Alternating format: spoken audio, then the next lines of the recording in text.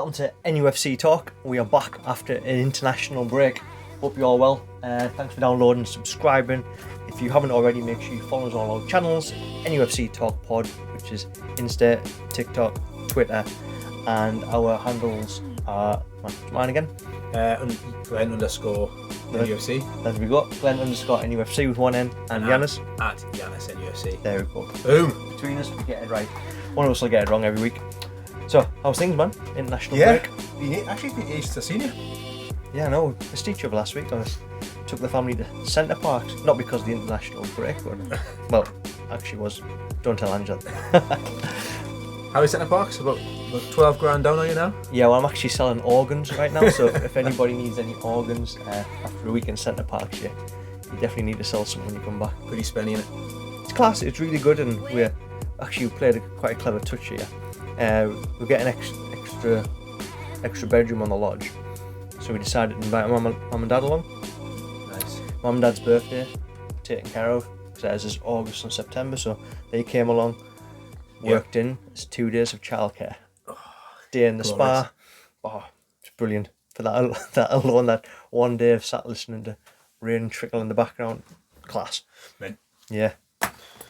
Though I'm worried about tackling this lager, which has been in the bath for quite a while, 6.8%. So for about 10 minutes into the podcast, I start slurring my words just because of this.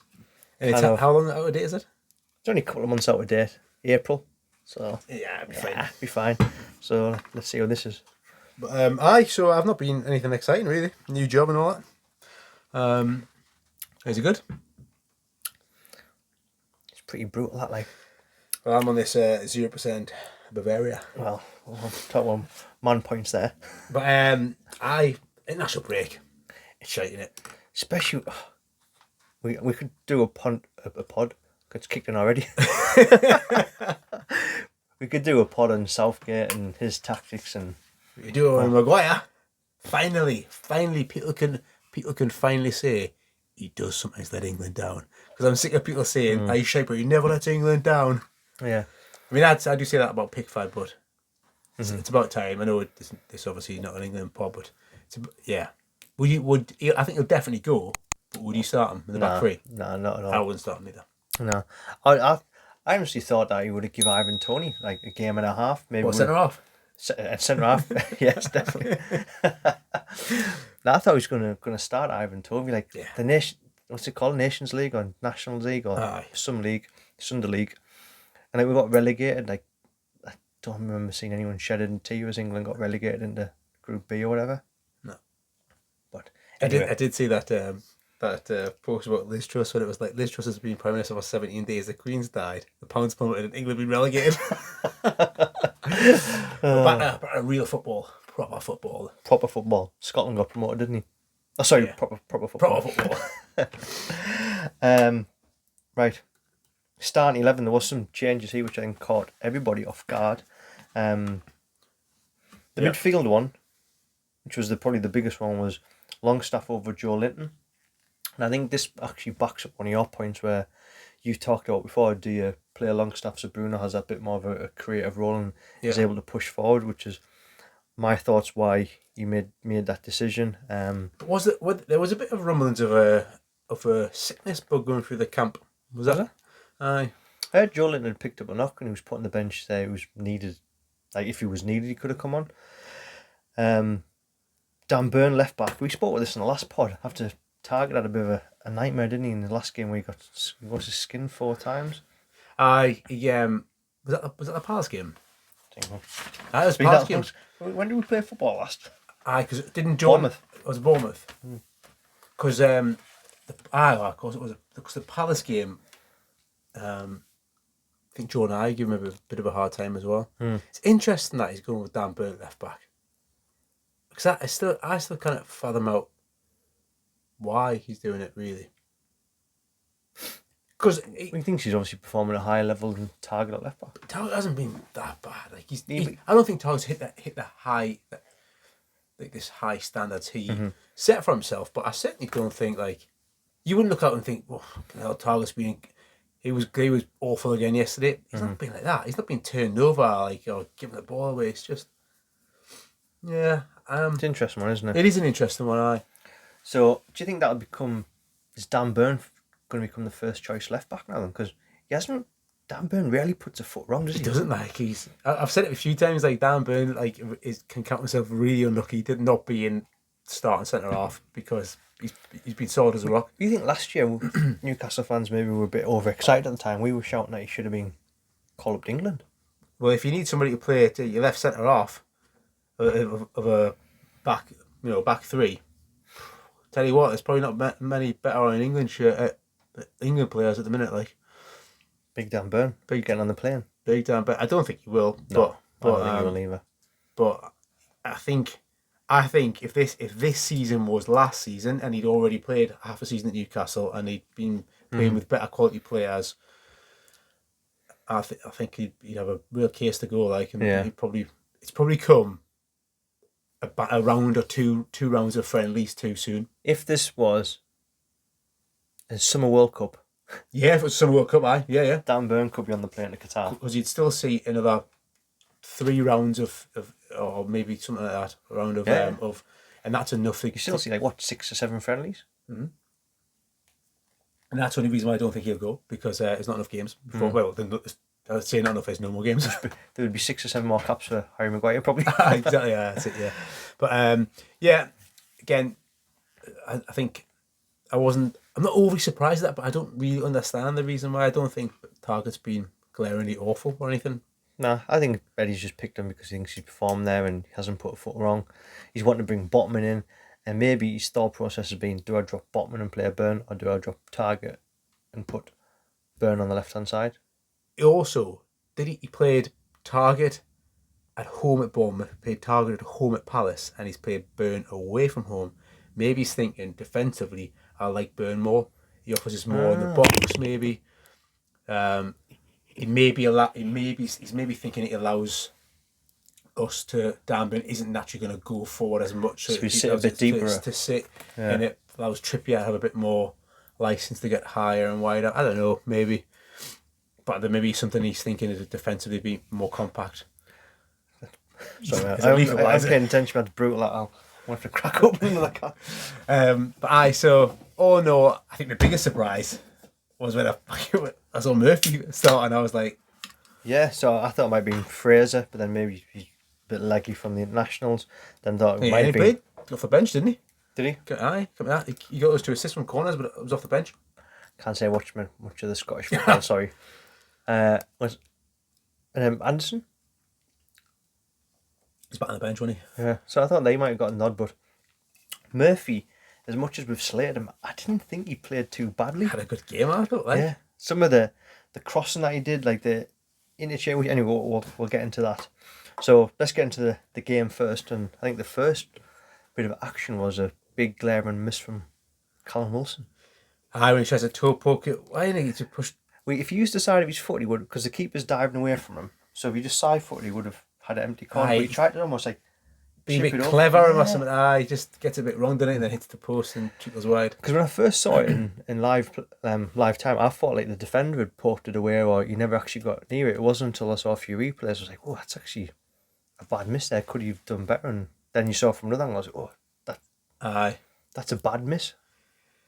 I thought, when I saw it second time, I thought, he's got to finish that, to be fair. Yeah. Not very often you say that about, I can probably say that. And the Villa one, when we got beat 2-0, Villa under Bruce, or 3-0 maybe, was it? When he went 1-1 and he tried to bend it on the keeper and put it wide. That's the only time I can remember Wilson thinking, he's got to score that.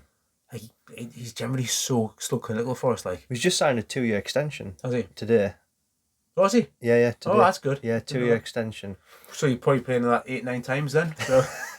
Because I'm sure his stats was he scored 24 in 50 games for Newcastle. Considering a lot of that's been under Steve Bruce, non-attacking football. Yeah. That is a hell of a return. It is. And it's never as if he's had a run of 20 games here and 20 games there. He plays half a dozen games at a time and gets cocked. And I tell you what, he feels more clinical than that. He feels like he's just back and scores again. He feels like he's not a 1 and 2 strike, but actually, I remember when we first signed him, I think over his career he's been a 1 in 3 striker. Mm-hmm. He's at his most prolific at Newcastle. Yeah. I think, yeah. If he didn't get injured, I think he'd be a shout for England. Oh, I don't think he'll go now. No, I don't think he'll go. I think similar to Dan Burnley, I don't think there's enough time. Enough. There's no more games for him to play, but I think Wilson did have enough time if he didn't get injured. Yeah, fair. But I've stand by. I think Calvert-Lewin, obviously he's injured, and Ivan Toney offer something different. They are more target men. They're different kind of players. Wilson, I think he's the overall package. Said loads of times. I think he is. I actually think he's now comfortably the next best after Harry Kane. I think comfortably. I think he offers everything that you get from Watkins, that you get from I know Bamford was talked about for a bit, Danny Ings, all those players. I think he rose them all into one. But yeah, except he missed that it. Yeah, but that's it. But then he did score the next one. Actually, no, the red card came before that. There was a tackle on the Willock as well, where I think it was Shalaba again, where he kind of goes through him and he kind of catches him his trailing leg and sort of scissors him almost He's lucky there, Willock, to be fair, because if he's legs planted, that's that was almost that was almost happened to Kraft. Remember Tranmere? That was like a scissor tackle from behind, wasn't it? And that did his ACL. Aye, exact same. He's so lucky that you just your foot's not planted or something there. You're not in the wrong. Even just the slight angle, them ones are, they're nasty. Them. It's a red card, isn't it? That tackle or the actual red card? The actual red card, yeah. Oh yeah. The red card's a red card. The red card's a red card. The only person who doesn't think this happens to be Silva. Do you not think it's do you think it's not soft, but it's not that's like a howler. Do you know what I mean? It's not a shocker, is it? It's just it's just a red card. If we watched that 5 years ago, 10 years ago, that would be a yellow card because it's below knee height. Aye. Yeah. If it was 15, 20 years ago, it would have been, that's your first warning, the next one's a yellow. But from the rules as it is right now, that's a straight red card. It's a red card, aye. Yeah. No, yeah. Do I want to see that as a red card? I think I probably do, to be fair. I think it is a red card. I just don't think it's people shutting off it's an awful. I don't think an awful attack. It's just missed time. He's Yeah, I don't think it's too malicious. It's a bit daft. He's lunging for it, innit? As soon as you're lunging, you got your studs up. Especially at his age as well, and because we can say this from our grand age of the wrong side of 30. They should have been trained from when they were younger. Always played the game that way, yeah. Yeah. Bit of a So tough one. straight red, and then it almost spoiled the game because I didn't. As much as it was great to see Newcastle pick up I suppose it was an easy win. It wasn't as challenging to see where all the players were and how Newcastle were developing. But you can only play what's in front of you, and then we went and scored with Wilson, which came in across from Trippier. Good ball, Willock. Did Wilson nick this? Was it drifting in? I think it's gone in. Took my bloody assist from Trippier now. Yeah. Raging. I actually thought there was a foul beforehand. So I think it was Mitrovic. Yeah. Was Mitrovic still on the pitch at this point? It was him that got fouled, aye. And someone came from behind and was like, "Oh, that's just one of them daft fouls where stops the game. There's no need to do it." And he didn't blow, and it came to, and it was Murphy on the left. The ball worked its way across to Trippier on the right, and then that's when they scored. Because I was even thinking, is it going to go back to VAR for an earlier foul? Some of the Fulham players were kind of protesting a little bit, weren't they, about the foul, aye? Because it didn't even give you a replay, but in live time, I think I watched it 2 or 3 times live time. I thought, just looking at it, I thought, wow, that's a foul. He just basically shoulder barged from behind. I thought Mitrovic looked off the pace, didn't he? Carrying that knock on his ankle from international. Probably shouldn't have started, really. Shouldn't have started. I reckon Mitrovic, on his game, probably isn't getting fouled there. He's not getting shoved off the ball. But he was clearly carrying something. He's not had much luck against Newcastle, has he, since when he's come back play, so. Well, was he good? To be fair, he's one of the players you like to see do well, but obviously not against us. He's seen his stats for Serbia. He's got 4 more goals again in national duty. Did he? Got injured. He scored a hat-trick against Sweden and 1 against Finland or something. He's his goal scoring record at Serbia is absolutely. And he's not playing schmucks neither. It's not like we're playing San Marino every week. He's playing because they're not seeded qualifiers. His international record is stands up against most. It's really good. In fact, he's fast at 50 goals than Cristiano Ronaldo internationally. Cristiano Ronaldo and Messi fast at 50 international goals. It's mad, isn't it? Get the ball in the box. Long ball. Yeah, he's a good player. But anyway, it kind of. I did think they might blow back and go back, like sort of look at that, but they didn't. So And from there we went to Wilson had another chance, but he tried to curl in the top corner. yeah, probably should. That's a half chance. Tough, yeah. Keepers close him down, and then second goal was potentially goal of the season, as Alan Shearer called it match of the day. It's a beauty, like, isn't it? Bruno's stab pass. It's if everyone says, "Oh, Bruno's pass is great," but if you actually look at it, it's out of this world. He stabs the ground, with not the ground, the ball, but the way he does it, that's perfection. A pass over the top, and Miggy watching the ball. That's such a hard skill to do, and at the angle he gives himself as well. I think Miggy makes Bruno's pass brilliant because he has to adjust, and like it's a good ball, but it's also just a ball into space. So for me, Miggy's got to do something with it. Like it's ridiculous. Like it's such a ridiculous goal. Like for a player that we've given so much stick for not being able to fucking cross a ball, like he doesn't score many, but some of the goals he scores are fucking class. Like the one against Palace, which was goal of the month. This one will be goal of the month or potentially goal of the season. Like, yeah, it's ridiculous, isn't it? That just learn to cross. Turns out you don't even need a right foot when your left foot's that good. Yeah, it's brilliant goal. Like he adjusts so well, catches it beautifully, and he's like, it's not like he's like sort of reaching for it as well. He's almost reaching out. Class. Dip under, like to go over the keeper under the crossbar. So yeah, it's ridiculous. Like, so I was looking. Did Maxi win goal of the month last month against Wolves? Yeah. And did Trippier win goal of the month for the free kick against City? I don't know that one actually. It's a bit interesting because he wins that. Like in Newcastle, I don't remember. Newcastle 3 in a row winning goal of the month today. I don't remember seeing Trippier with that one. We'll have to have a look at that one. It'd be interesting to see who won that. I don't know awards for goal of the month, player of the month. Marcus Rashford. Player of the month. Marcus Rashford. What, player of the month in 2019? I wasn't sure if he got sent to the wrong club at Manchester. There's Erling Haaland breaking records for fun, and Rashford. The Vineyard's got 8 assists already. The Vineyard's got 8 assists, and Haaland's got, I don't even know how many goals he's got. He's got like 14. There was that tweet went viral today saying Haaland needs 14 more goals to equal last year's golden boot. No, it's 9. He needs 9 more. No, it was 20 odd goals, wasn't it? Salah and Son. It was 22. Then it was 22 that So- scored. So however many needs 10 goals, 12 goals, whatever it is, and there's 30 games left. The other record he just broke as well, which I heard in TalkSport today, the fastest player to 3 hat-tricks was Michael Owen in 41 games. Haaland's done it in 8. Yeah, it's 3 in a row at the Etihad, isn't it? Yeah. Hold on, wait there. If he's got 14 goals, I'm sure they got 20. I'm sure it was 22 or 23 that for goals, but that'll be 9 goals he needs. 9 goals in 30 games to match last year's. Like that's ridiculous, that. Like. Anyway, well, But look, when he's performing like Rashford is, right, then he can start shouting about that. Like. Anyway, we're drifting off there. So third goal was from a corner, which Murphy actually won that corner from a shot, which he worked across the box, shot it back, went out for the corner. Hi. Botman, solid header, hit the post, came back out to. It's a good save as well. I think the keeper gets a finger. Did he? I think he gets something like that. Like yeah. It's funny, Botman actually put his hands in his head and ran back and didn't even see the ball go in the net. And it was Longstaff put it in, right? Longstaff, yeah. Aye. It's good to see Longstaff getting the score sheet.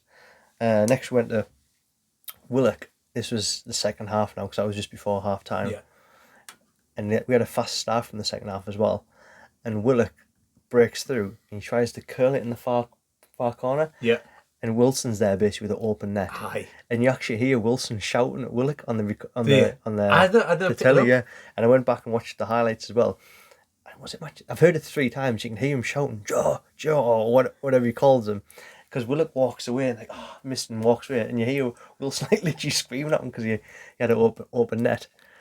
But what was funny is a few minutes later, Willock was through again, squared it for Miggy's goal. Miggy's tapping out. Yeah. I think he should square the Wilson one, but it's 3-0. It's not glaring though, is it? Do you know what I mean? Everyone just wants to get in the score. It's like Harry Kane in the semi-final of the World Cup, just pass it, mate. Yeah. Yeah, and I can't remember whose pass that was. Was it Bruno's pass? But it was a lovely little ball to slide with in for his one because it was touched on the post, wasn't it, by the keeper, I think. For the Willock chance. It was lovely, it was a nice move actually. That Murphy actually put him through. Was it Murphy that put him Yeah, through? yeah. That was a nice ball that I. You just don't want to give Murphy credit, do you? I tell you what, when we talked about who should sell, and I was like, sell me because Murphy's got more any product in him. Right, like he has got like it's just you just haven't seen this for so long, but he has got these little things where he can do a bit of magic. Like, but we both agreed he's the only player that's declined since Howard's come in.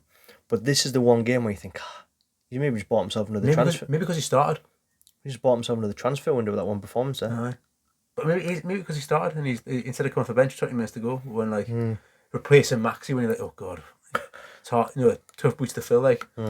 And then the goal for Willock, it's Murphy's pass to put Willock in behind, and Willock slides it across for Miggy. That is awful defending. It's like a throw in. It's like oh yeah, it's like so bad. It's just like the heads have gone. It's a throw in. He's like, well, I'll just turn it in the space in here. It's like. Yeah, it's atrocious that like. I like the way where Miggy also spun his body round to tap it in his left foot. Like refused to my brother messaged me saying, "Have you seen?" I was actually going to mention that to you as well. Like he is so one-footed. He didn't just use his right foot to tap it in. He actually pivoted, leant back, and started falling just so he could hit it in on his left. Like the most one. It's like in FIFA where you try to just do a shuffle like in the 6-yard box and the player pivots to use his good foot. Like, When you press R1 to try and bend it or something. But yeah, that was kind of game over at that point, wasn't it? Mm-hmm. And then it was 4, and then we had the couple of disallowed goals, wasn't it? After that, so there was our first disallowed goal, their goal, and our second one. So the first disallowed goal was Miggy. He actually took this really well. He did take it well, aye. Yeah, he actually used a bit of R1 and bent it. I did. I thought the angle was too tight, but he took it really well, and it was offside. So it was who was that a Bruno pass?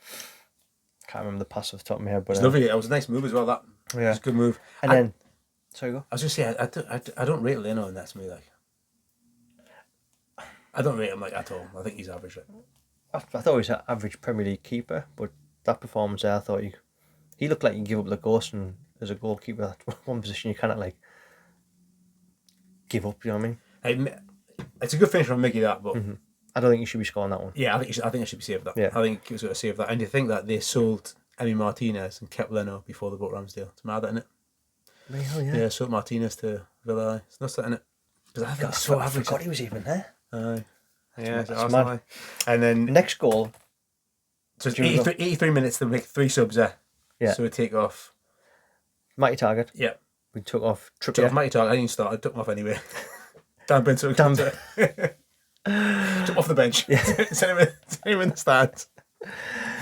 So we took off Dan Burn, brought on Matt Target. Yeah. Took off Trippier and brought on Lewis. Yeah.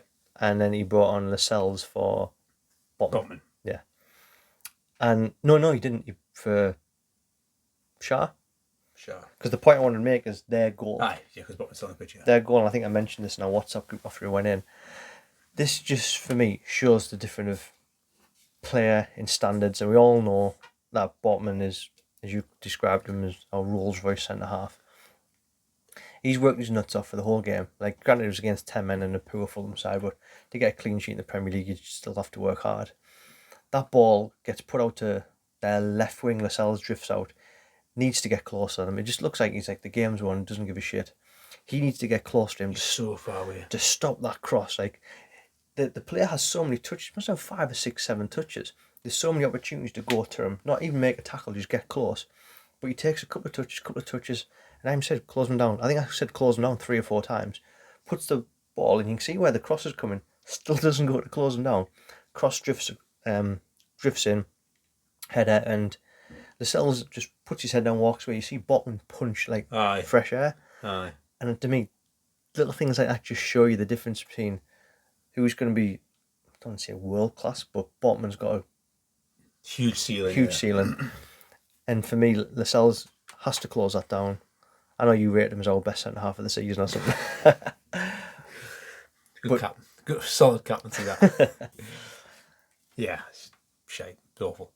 There's so much space. It's like kind of Sunday League stuff. It's almost like the 5-a-side player. Mm-hmm. You know, he got so much space that he caught. If you give even like average Premier League football players time and space, they'll put the ball in a sixpence. Like, and put him. Do you not think like Lascelles' turnaround seeing, like, what, Lascelles 27 now, is he? 28? He's turned around and seen a 21-year-old centre-half who's brand new to the club still. Like, granted, all professional footballers are going to have the say, they're not going to hide away. But he's still, like, club captain. He's going to turn around and see, like, the new 21-year-old centre-half punching air, being fucking pissed off that that ball's been drifted in, and he's the club captain and he hasn't gone out to close that down. I just don't think he's a good enough football player. Like, I don't think he's good enough. Like, he's just like how do you even he thinks he's doing a good job there. I don't know. He's not. He doesn't pick the danger up fast enough. Just like, is that where someone's going to go in the changing rooms and, like, I know I'm maybe being fucking negative here considering we won 4-1, or maybe it's a 2 muffled to 6.8% lager kicking in. No, I was furious. I had Nick Pope in my dream team. I know. Raging, lost my freaking clean sheet. I was just like that trip had gone off. My thoughts exactly. No, I think it's an absolute valid point. Like, it just shows the difference in class. Like, even though, the other side, if the other side and Dan Byrne goes out there, I think he stops the cross. He gets closer to the man. Like, he's a better all-round defender. He closes the space more. That's not even speed or anything. That's just being a defender. Yeah, because he did 20 touches. They both were half an hour. When you're a schoolboy, you get a schoolgirl footballer. You get told, close your man. Don't give him space. Stop the cross. Yeah, stop the cross. Anyway. Aye. And then Fraser's goal, which was it Murphy put him through again? Murphy's everywhere, wasn't he? Best player on the pitch. Fraser put through and dinked the keeper, which we've seen Isak try, we've seen Murphy try, I feel like 100 times. Aye. Fraser put... Just put it in the net, man. I was waiting for you to... I do love that. Like, Fraser dinks the keeper, 5-1, but it's offside, so... Yeah. Overall, mate, 4-1. Happy with that? Aye, pretty comprehensive, wasn't it, really? Mm-hmm. It's nice. More minutes for, like, Bruno, like, without being overly taxing. He looked really good again. Yeah. Nice and tight. Like, doesn't waste the ball. He's so good. Like, yeah, I think it's good. It's good for the team. It's good for like them to win without Maxi and to score some goals. Yeah, and score some. Yeah, it's good to score goals as well, because like we've threatened to do that without really creating clear-cut chances. Yeah. But I mean, I wouldn't read too much into it because Fulham didn't half make it easy, man. Like there was so much space, like all the time. At Murphy's and Akers, like, and the switch was like seemed to be. Like City worked those overloads to get like a 2-on-1. Like Newcastle weren't even working; they're just like passing the ball at the other side. It was 3-on-1 over here. Like That's why I've mentioned a few times without trying to be too negative. Like, I don't think we can read too much into this because Fulham's heads went down really early on. Red card 1-2, and then the rest of the game was just pure damage limitation. And they brought players like Tom Kearney to try and get a foot on the ball. Oh yeah, did you see Tom Kearney pull his own trousers down? His shorts down. He put shorts down, aye. Yeah. I saw that on Twitter, yeah. It's so bizarre. I watched it back, I was like, as he got angry and punched his leg and like, but no, does he have a bad shot or a bad pass? And like, so you go, if anyone's not seen it, you try and see it on Twitter, he goes like through, he's like 20 yards out and he drags his shot wide and in his frustration, he whips his shorts down to his ankles and pulls them back up. Yeah. Not to his ankles, but like to his knees. Yeah. Such a... It was so weird to see, like, but they brought him on to try and like keep, because they not only did they not get close to Newcastle at all, but they gave the ball away. Like they gave the ball back, and Newcastle were setting the ball so much. Like, I don't know possession stats were, but they felt like it was like just Newcastle like for. It was dominant. I think it was 70-30 off the top of my head. I haven't got the stat that stat wrote down, but yeah, it was a dominant performance.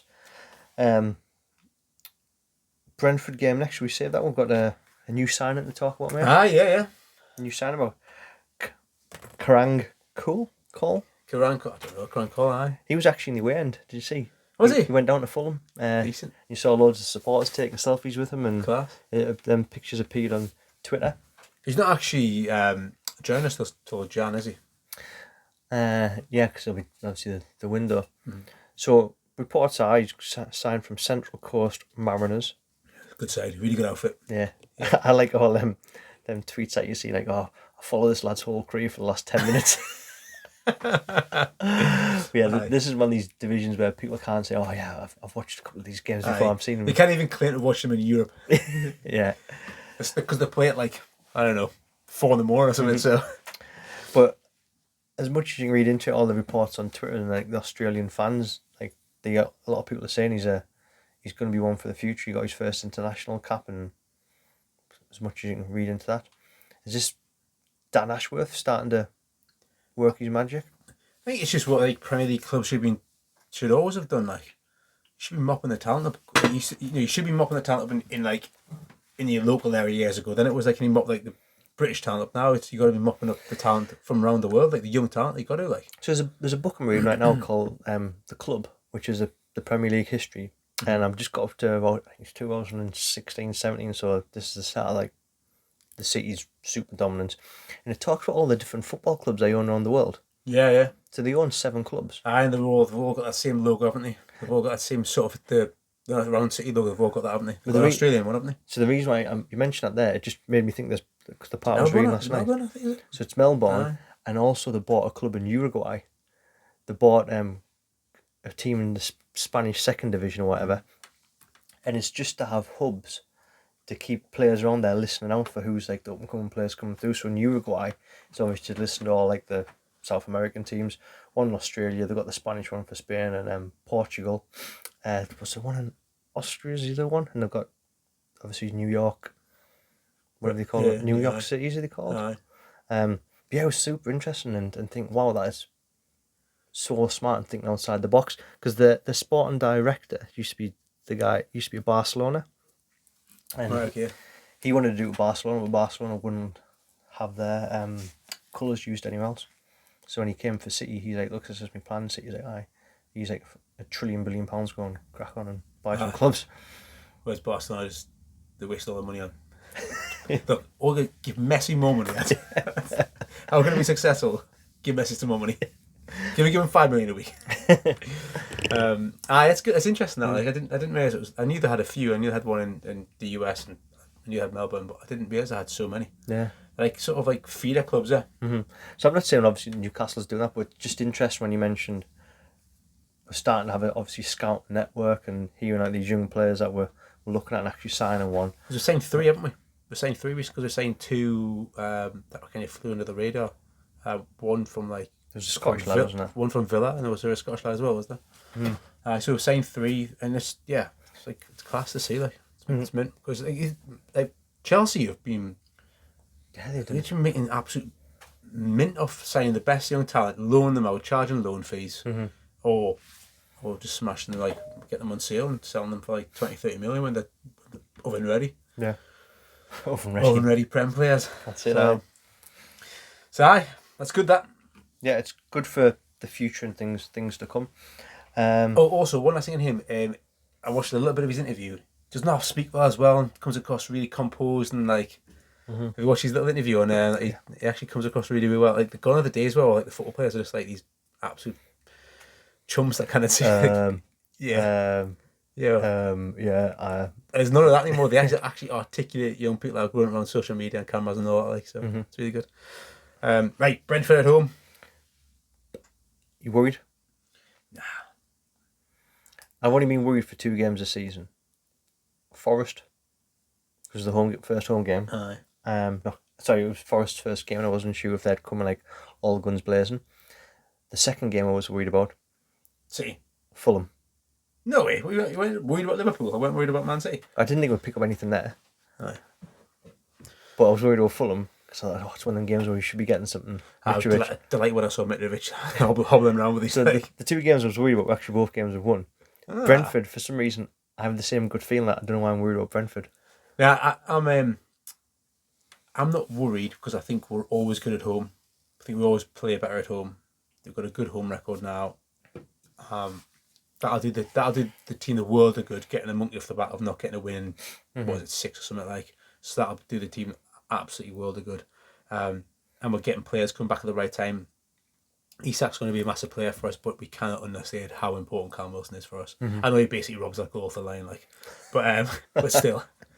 But he's just like I think we're a better side with him in the side. Like, it'll be interesting to see the starting 11 if your theory's right and he brings Target back in at left back, puts Burns centre half and leaves Botman on the bench. Or he might not. Yeah, because Burns has been involved in every game since he signed, hasn't he? Yeah, every because game. you think there was It was the game. Bournemouth. Bournemouth. Yeah, we went to Bournemouth together, and that's where Botman wasn't playing. Yeah.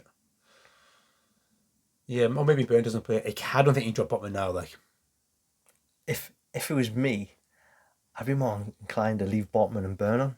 Would you? And not play a target. He's a definitely. Oh, but then, do you want the attacking threat? I think you want the attacking threat personally. I'd Bench be Byrne. benching Byrne, yeah, and I'd be The future England nationals won the World Cup. Look, he's never let Newcastle down, right? I think that you got to keep a bit of consistency with that centre half partnership. Now you got to try and get, if you can, if they stay fit, you've got to get like next 3 games with them two, like centre half, ideally. Botman and Shaw. Yeah, I think so. Yeah, Mm-hmm. Botman is just looking better and better. He's looking more composed. He did look a bit like, not a deer in the headlights, but certainly on the ball he was a little bit shaky. I think I thought his first couple of games. Now he's like getting the grips with the big stadium, all the kind of the bling and the razzmatazz of the Premier League. He's getting used to it now. He looks. He's got used to the bright lights of the big market. He's getting used to the Lavellas and all that. What's interesting with our centre half partnerships is Shaw, how he's just first name. It's not even a conversation to Shaw get dropped, which I'm not playing on Saturday now. But how Shaw's always the first name on the team sheet. Whereas when we used to watch him and we did the full Premier League podcast, we used to scratch our heads and talk like, why can't Shaw get a shout under Bruce for? It was insane, wasn't it? Baffling, yeah. He played for Switzerland in the Euros and was starting centre half for them, but Bruce was playing freaking Clark and Emil Croft centre half and Freddie Fernandez and anyone else you could find. I liked Fernandez, by the way. I thought Fernandez was good, but yeah, Clark. Yeah, it was baffling that. The Cells, he kept bringing the Cells. A Cells guy. And he kept captaining him. I think I'd like to see that partnership like blossom. I think if one of them was right-footed, I think it'd be an argument to say that one of them plays long. No, if one of them two was like, if one of Byrne or Botman was right-footed, there'd be an argument to say like, all right, it's a bit of competition there for Shaw. But is that a make or break? Like, no, but I think it does give us really natural balance. Like, and if you're nip and tuck between, if you kind of pick between Byrne and Shaw for who you think's better, I'll just give one that's naturally balanced that side. And Byrne's probably always played left side centre half, left of the three, or left back, always sort of put him on that side. How you used angles and receiving the ball, yeah. And also those two on the ball, I think are definitely our best two centre halves. Like, that's the one thing that I think Shaw and Botman have over Byrne, definitely. But I think Botman's is positionally class. He's got to be better. I think he's just brilliant. But what they two offer that Byrne doesn't have is the whip the ball in midfield, and Byrne hasn't really got that. I don't think. He's too busy darting down. He's too busy making overlap and runs. 4 steps he's on. That's it. He plays like the 1-2. He doesn't have to play the long balls. He's like, I'm gone. Using his pace. Give me back. But I'm not worried. I think we're good at home. I think it'd be interesting to see what he does with a midfield. Like, I tell you what was good to see. Willock had a really good game, didn't he? Yeah. Willock had a good game, like loads of energy. Like, that's what you want from Willock. Like, if we have that performance, it'd be interesting to see how we perform against Brentford, which are a better team at home. 11 men. Is there any whispers of Maxi or Isak being back? Well, Maxi, I watched the pre-match thing, and Maxi was meant to be touch and go for this anyway. He was meant to be. Maxi's meant to be near enough, because he's meant to be near enough coming back for freaking 3. I don't even think he's injured. Maxi's he's always hobbling about, man. Has anybody actually asked him if he's injured? Because he's probably not. If he is judging his limp, he's always playing cards, isn't he? It's new game. Playing Helios, but every time you watch Maxi play, he's always like, grimacing, like, he's not mad at him. Just wheel him out, he'll be alright. But Isak, if you go for my FPL app, because I've got Isak sat on the bench at the moment, he's 25% chance of playing. I don't think you risk him, like. Especially because there's an argument to say if they were all fit. I hope we haven't bought another glass bottle, you know. That's pick up what you meant there. I was like, no, I don't think so. Yeah, just if anyone didn't get that, like Wilson, Maxi, injury prone, and Maxi is injury prone, isn't he? Not like substantially. He's had one big one that kept him off for half a season under Bruce, but like just little niggles, like 2 or 3 games here. Do you think it's because he takes little knocks and that and it hits, or And do you think if you like all those players that are explosive, you I just? think he's just soft as shite. I think with all those explosive players, sometimes it comes with the territory, doesn't it? Like, with some of them, but then again, some of them are like, Ronaldo just was never injured, was he? So, don't know. I think he's what Miggy's performance in scoring a couple, the weekend is done is it probably puts to bed, and for now, the front three of Isak, Wilson, and Maxi. Some people have been chatting about. Say again. It probably puts to bed that the front three idea of dropping Miggy to play Isak wide, because you cannot drop Miggy now. Yeah. As much as Miggy is frustrating, he's got 3 this season, hasn't he? He'll try leading goal scorer with Wilson. He took like 2 seasons to get a 3, man. So like, and he's hit the post a couple of times. He had a bit of luck against like Palace, and that deflected one goes in, and then he's so. But then Isak's got 2 and 3. He scored fucking. He scored 3. He was robbed. 3 and 3. He was robbed. Yeah. He should have had a one that he tried to dink. What would you do if everyone's fit? What would you do? Everybody's fit. I'd probably play Chris Wood. I think you're probably right. Going off how he doesn't like to change a winning team. So I don't think I don't mean he's going to keep Murphy up. Okay, see. Look, I don't like to change a winning team, son, but come on. Yeah, you've had your one good game this season. Yeah, that's it. You're going to get yourself another 1, maybe 2 transfer windows off that. No, I think if everyone's fit, you'll go Maxi, Wilson, and Miggy and Isak off the bench. Yeah. Just as a bit of, and it makes players work for the position as well, doesn't it? If Miggy thinks, I've worked me nuts off, I've scored 3 and 8 and scored a wonder goal and get dropped for this guy, it just doesn't bring the harmony in. Also, it means that we've actually got an impact off the bench now. Like, aye, we've actually got an impact. Like, not Jacob Murphy as the go-to. Well, yeah, even though he's world class at the weekend.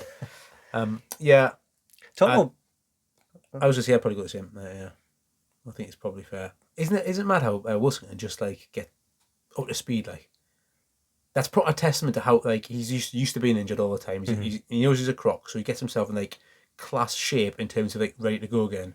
Because every time he comes back, he just scores. He's nearly like bedding him in. He's been out for a week, which actually in Callum Wilson, he's like dog years, isn't it? Yeah. He's been out for 1 week in Callum Wilson, actually 7 weeks. It takes like 10 minutes to bed in. Like you see injured players coming like 80 minutes, 70 minutes, 60 minutes, and start the next game. Wilson's just he has no chance for that. But by the same token, when they're like he's going to be out for a week, like, well, okay, we'll see him next year then. Yeah. I was going to say, talking about benches, did you notice who wasn't on the bench at the Etihad for Man United? Ronaldo? No, he was on the bench. He never came on, did he? No. Maguire? No. I didn't notice. Did he start Maguire? Did he? Nah, he started Lindelof and Martinez. Must be the shortest centre half pair and going that like. Nah, I didn't notice. Who? Rashford. Player of the year. Player of the season. So Dubravka wasn't on the bench. Yeah, let's get it right round here. Huh? Get it right round here. That's a Scottish thing to say. I don't know why I said that. Yeah, I completely lost you there. So get it right round here. Get it right round you. Yeah, it means like get it up you. Which means like have some of that. In your face, is what it means. So for all our listeners in Mexico and Brazil and all the other 20 countries, I speak to Yanis every week and I have no fucking idea what he's talking about. So yeah, I was just making a point that Dubravka's gone there on loan and he's like third choice keeper. So who was on the bench then? Heaton. Fucking Heaton. Yeah. So I only Heaton on. Jesus wept. I only noticed this one. What someone? Where's Tom Carroll? Like, what's he up to? Roy Carroll. Tom Carroll. Someone on NUFC Twitter had put off Dubravka. That's second or third game he hasn't been on the bench. Yeah, and he didn't start the Europa League games, did he? Which everyone assumed he was going there. He's better than Tom Heaton though. Yeah. Absolutely better than Tom Heaton. I wonder why that is like. But I side note bought the new FIFA and I'd like a bit of career mode. So what I did is cancelled his loan deal. Paid a fee for his loan deal. Get him straight on track. Get out of the club, son. 8 million. See you later. I did that as well. no bottom. I think I got 8 million off like Besiktas or something like. Aye. Kind of shipped that fucking Gillespie. Money's gone. There's about 5 times negotiations broke down. Like, mate, Muniz, he'll never get any of that. Muniz, what his name? He's like, nah, look, I'm taking what is like $6,000 a week. Yeah. I know my bread's buttered. Yeah, I was like, you can get 40 quid elsewhere, man. because I did the same. I cancelled every one, and there's only like 2 or 3 of them. Still got fucking Jeff Hendrick.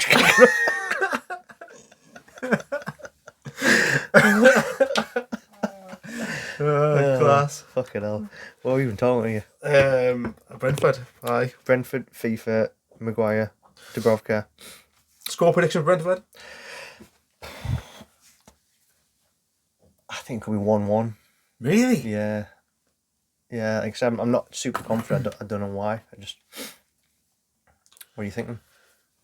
I think we'll win. I think like 2-0, I think maybe. 2-1, 2-0. Yeah. Okay. Well, let us know your predictions on TikTok, on Twitter, Instagram, wherever you're listening. If you got the new FIFA, how many Newcastle players did you bring back and cancel alone? How many you left with? I do love a bit of career mode, like. Yeah. Have you seen the new thing where they sell a player now? Like they're walking out the door, like so like poor Ryan Fraser's there walking out with his suit on, and Eddie Howe's like waving him off, like. Like the first once or twice was funny, but after like the 4th time, like that sad music, I'm like, it's just a kid going on loan, like. Yeah. Fucking Jeff Hendrick still there, just getting the sad music from me. Jeff Hendrick's dancing in the background. Fucking hell. 40 grand a week, son. Alright, on that That's funny note, how people like. hopefully you all got rid of Jeff Hendrick too.